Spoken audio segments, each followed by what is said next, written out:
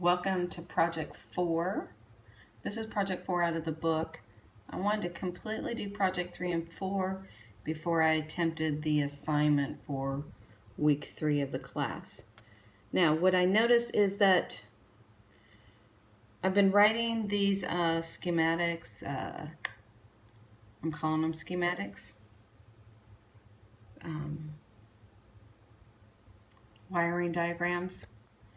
When I got to wiring the circuit, it really helped that I kept writing them out, because then when I started building the circuit, I was able to stop looking over here so much, and I was able to just look at the wiring diagram.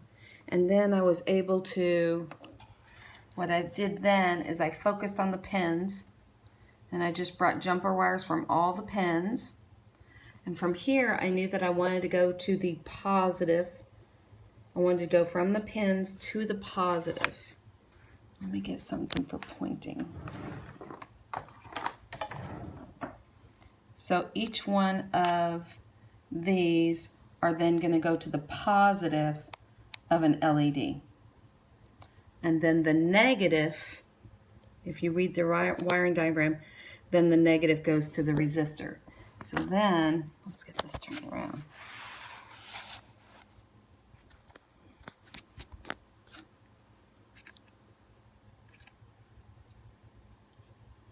So you've got the pin, each of the pins going to the positive of the LED, then the negative of the LED is going to a resistor, and the resistor has to go to the negative.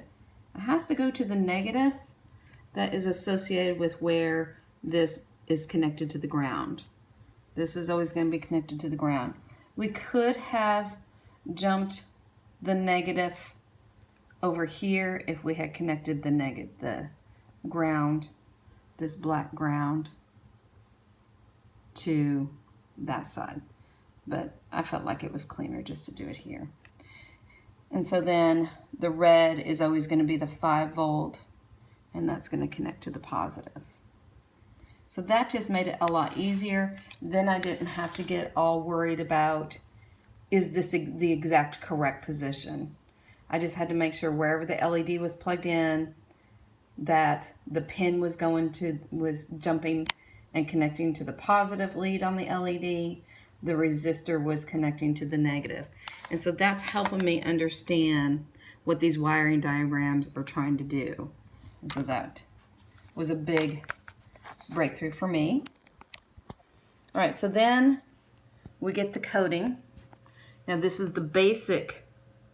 We're just naming things, getting things identified, and here's the major code. Now, this is just what's running. Each one of these that has the double slash, the ignore symbols as I call them, each one of those is a different program that it's referring to. And those programs are also included in the same setup. So what I'm going to do is I'm going to go in there and I'm going to say, you know what? Let's try this one. So I'm going to take out the ignore, compile it, upload it. Oh, we got to plug in the USB. Okay, let's try this again. There we go. Now I'm noticing that this third guy, he's not making good connection. There he goes. Okay. There we go. That is the one after another no loop. That's what that one looks like. All right, so I'm going to comment that one out. And then I'm going to activate. When I say activate, I mean that I take off the double backslashes. So I'm going to activate one after another loop.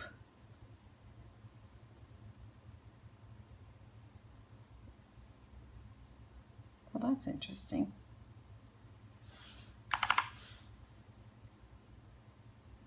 Now we're going to do one at a time.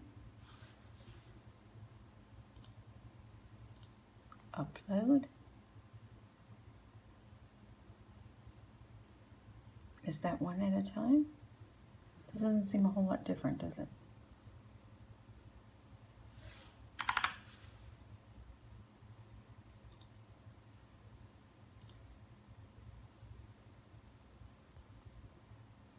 Okay, everything is commented out. All right, I'm gonna go back and uncomment one after another. Interesting sidebar. I didn't compile it, I just uploaded it and automatically compiled it. So one less click. Okay, that's one after another loop. Comment that one out. Let's try one at a time command.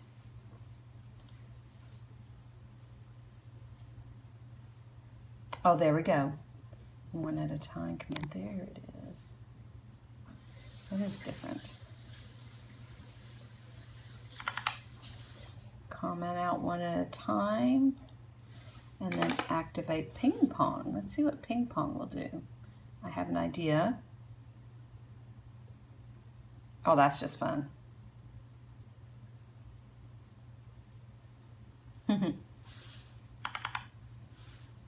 All right, then we have a program called Marquee.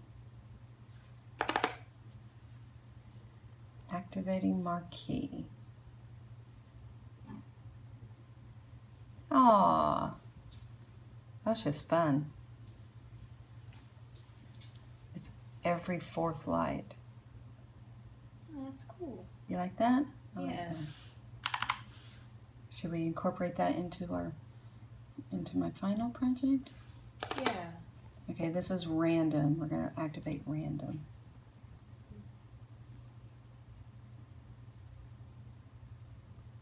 That is definitely random.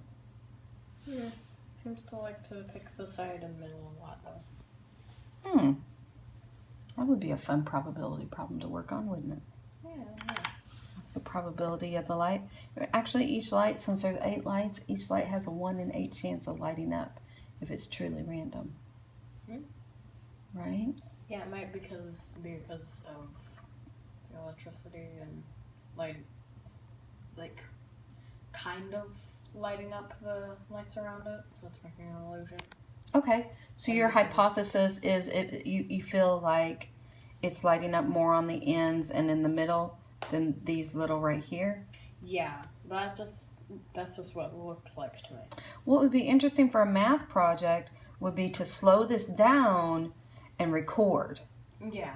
Have like a table, and you could set up, and you could be like LED 1, 2, 3, 4, 5, 6, 7, 8.